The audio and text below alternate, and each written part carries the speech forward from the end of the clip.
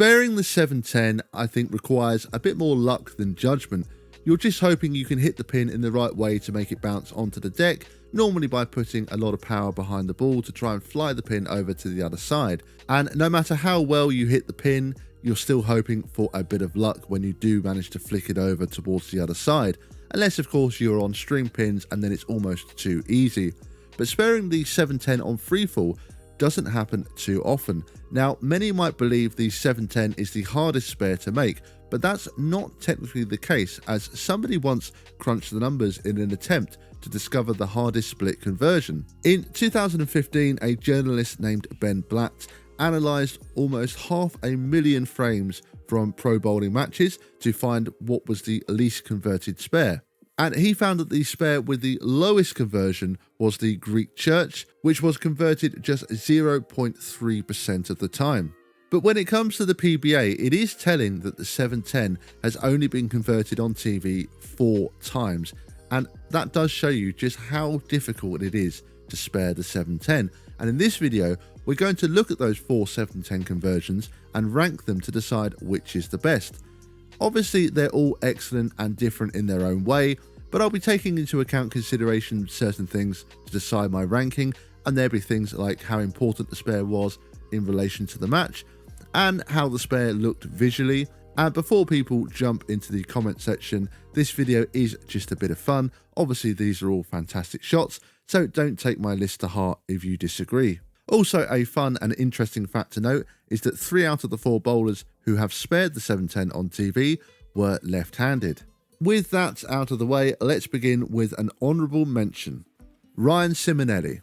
Now, Ryan Simonelli didn't actually make the 7-10, but he got very, very, very close. So close that I thought it deserved a bit of an honourable mention. I'm sure there's been others who have got close on TV before, but Simonelli's effort always stuck in my mind, partially because of how close the match was at the time. Number 4, Anthony Neuer. Come on, kid, do it.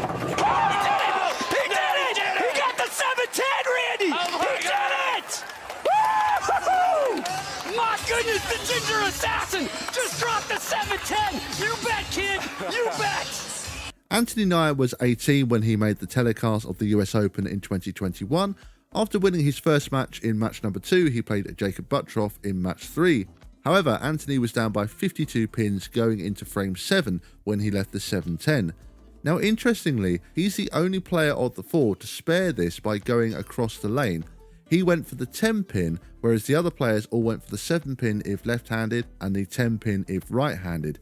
What was most impressive was how long it had been since the 7-10 had been converted on TV, and he was the first to do it in 30 years. So while it was a long time coming, there are a couple of reasons why I put this at number 4.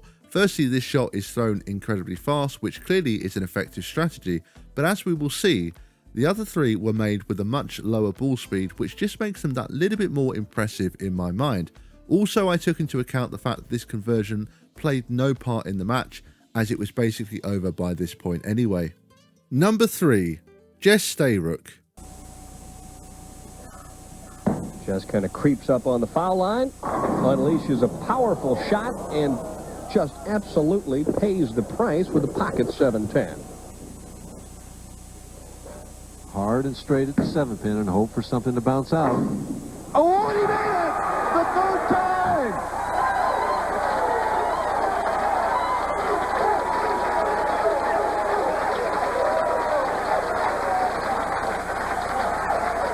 We go all the way back to 1991, where Jess Stayrook became the 3rd bowler to make the 7-10. He won his first match against Walter Ray Williams Jr. and faced Dave Ferraro in match 2. When he left the 7-10 in frame 4, it seemed a certain open frame until the lefty managed to bounce the 7 pin out, hitting it on the right side, and it slid across the deck to take out the 10. Stayrook would go on to win this match after making a comeback, throwing 5 in a row to force Ferraro to double in the 10th, which he did not manage to do. However, Stayrook would lose his next match to Norm Duke. I do really like the way this pin bounces out and slides across, but as we will see, the next 2 I still think were just that little bit better. Number 2, John Mazza. In the Detroit Athletic Club, John DeLora is the manager. That's not so popular with John Mazza, I'll assure you. Thing on the left, Mazza in a little trouble. Did it on our live telecast, and Bo, the man from Mount Clemens, he is thanking the Great Spirit. Wow, let's replay that baby. John Mazza's 7-10 conversion also came in 1991, 5 months before Stayrook's. To me, this was the most visually pleasing of the four. I just love the way the pin bounces across the deck. It just looks so smooth to me somehow, and it's just completely different to all of the others in the way the pin goes across the deck. This was early on in the third match of the telecast during the second frame, but unfortunately for Mazza, it did not win him the match as he lost to Bob Benoit. But even so, I felt this was so visually impressive, it deserved the second spot on the list. Number 1, Mark Roth. Roth for a 29-pin lead. He teased it, but he leaves 7-10. And he leaves the crowd buzzing. Down and hits the 10, but neither one of them happened that time. Roth is just going to go for one.